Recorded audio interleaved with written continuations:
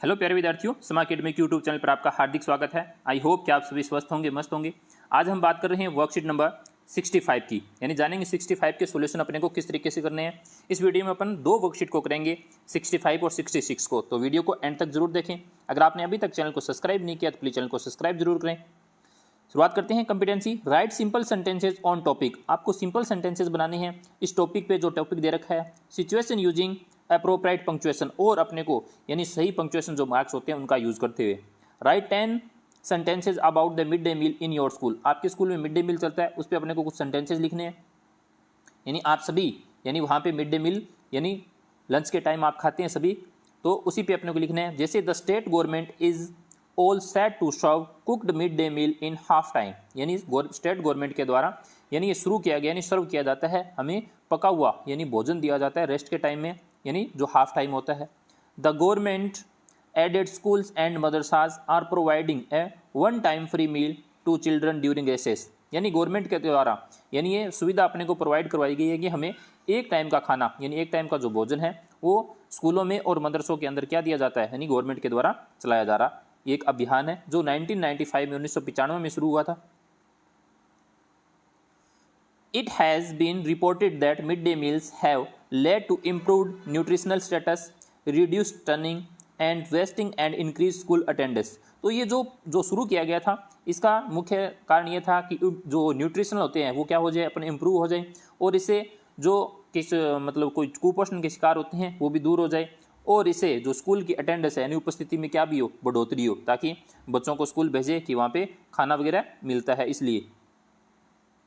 Next है mid day meal menu Monday chapati. यानी mid day मील के अंदर अपने को सोमवार को चपाती एंड वेजिटेबल्स यानी रोटियां और सब्जी, रोटी सब्जी मिलती है।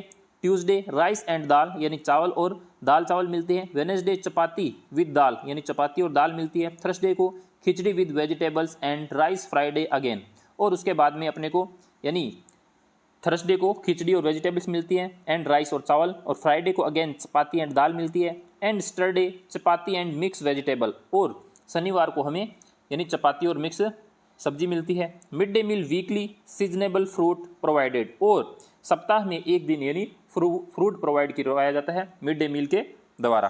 तो इस तरीके से अपने को यानी आप सभी को पता है, आप सभी यानी भोजन सकते हैं, तो उसी के ऊपर अपने को इन कोर्स से सेंटेंसेज लिखने थे। तो आई होप ये समझ में आया होगा। बात करते हैं नेक्स्ट वर्कशीट की। नेक्स्ट है worksheet number 66। Competency, reads visual and comprehends identifies main idea. यानी अपने को इस विजुअल एंड कॉम्प्रीहेंशन आइडेंट इसमें जो मेन आइडिया है उनको क्या करना है, पहचानना है। फ्रॉम द विजुअल्स यानी इसके माध्यम से जो अपने को पिक्चर्स दी गई है उस पिक्चर्स को अच्छे से यानी विजुअल तरीके से अच्छे से देखना है। Given below in the map of Palam village. यानी ये जो मैप दिया गया है ये पालम विलेज का है। लुक एट द मैप, इस मैप को अपने को देखना है and answer the question given below. सबसे पहले अपन इसको देखते हैं यानी क्या क्या चीज़ें इसके अंदर इंक्लूड की गई है, क्या क्या चीज़ें इसमें बनाई गई है। जैसे यहाँ पे स्कूल बनाया गया है, ये एक गली का नाम है टेडी गली, और यहाँ पे एक मकान बनाया गया है मीराज हाउस।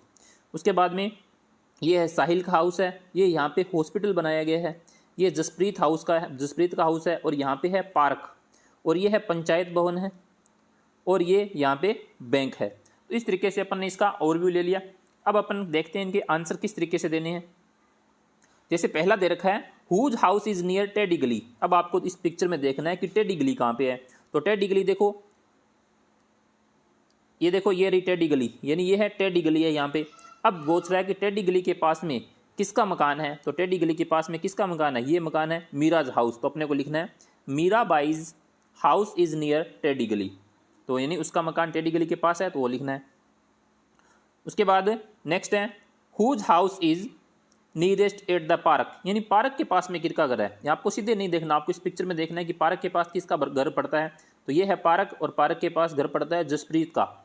अब देखो कैसे लिखना है अपने को, Jaspreet house is nearest to the park, यानी जसप्रीत का जो मकान है वो पार्क के पास में है।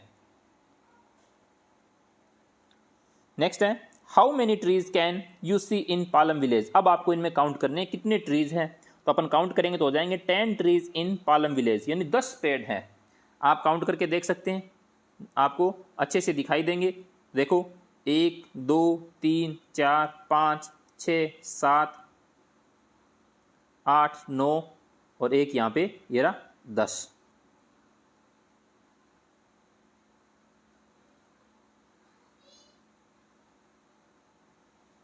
नेक्स्ट है write the direction to go to the panchayat bhavan from the school, यानी आपको एक यानी डायरेक्शन यानी पंचायत भवन किस डायरेक्शन में है, स्कूल से किस डायरेक्शन में है, वो अपने को यहाँ पे लिखना है। जैसे first he will go to the north direction, सबसे पहले अपन यानी अपने स्कूल से नॉर्थ की साइड में चलेंगे, and turn on the west side, उसके बाद में वेस्ट यानी पश्चिम दिशा के अंदर मुड़ेंगे, एंड अगेन नॉर्थ साइड, और फिर दोबारा नॉर्थ की साइड में चलेंगे, and again turn to the west direction, और फिर दोबारा यानी पश्चिम की डायरेक्शन में मुड़ेंगे, रीच द पंचायत भवन, उसके बाद में अपन पंचायत भवन में पहुंच जाएंगे।